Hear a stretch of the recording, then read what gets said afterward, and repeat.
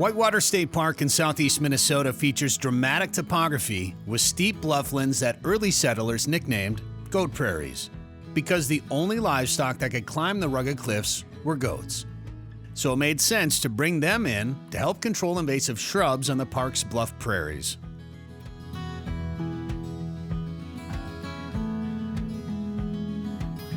This is our first attempt at prescribed goat grazing at Whitewater State Park within parks, but our non-game and wildlife divisions have been using goats for quite a few years, say 8-10 years, with some success on managing kind of larger bluff prairies.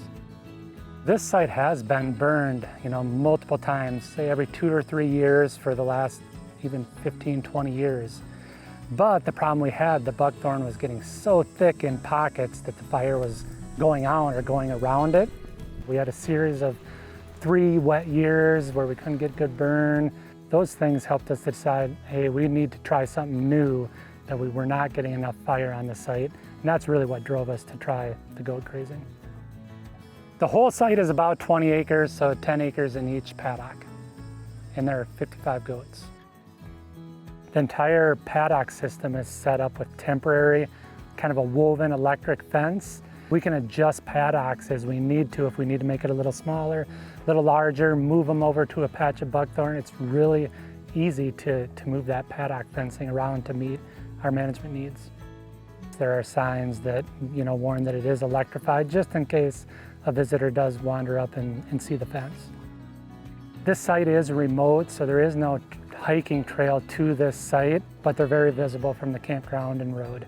There's definitely a hierarchy within the herd. There's a lead Billy, his name is Bat, and he definitely controls the herd. He sorts out some of the females and keeps the younger males kind of in check, and then that whole series of younger billy goats are always kind of jockeying for their position within the herd.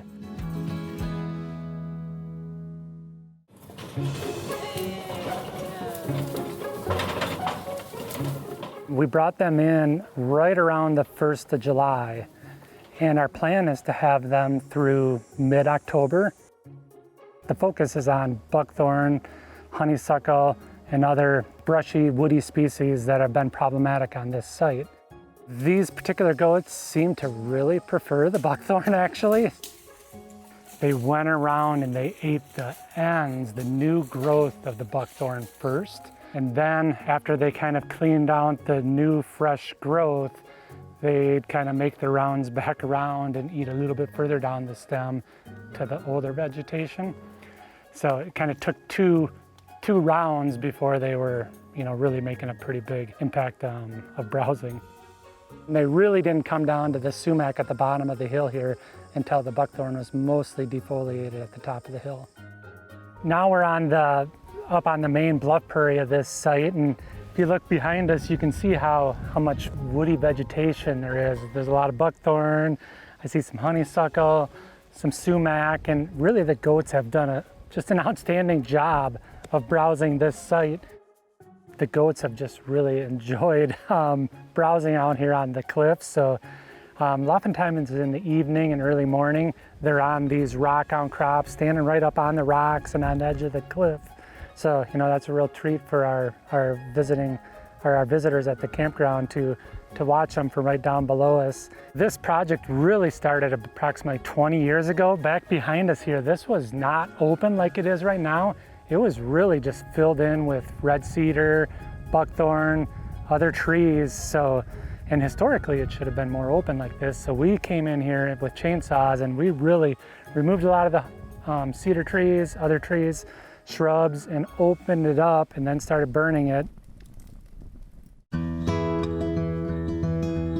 We have at least 20 sites that are similar to this that we're working on. And this was, we probably started on one of the worst ones as far as buckthorn, and that was on purpose so that we could see how they would help us in the fight against buckthorn.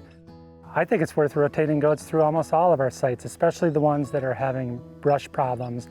Now, hopefully, there's more ground vegetation, fine fuels that our next fire actually carries through, and then this patch will be kind of maintained by fire long term, but we just needed that extra boost to make the impact from the goat grazing.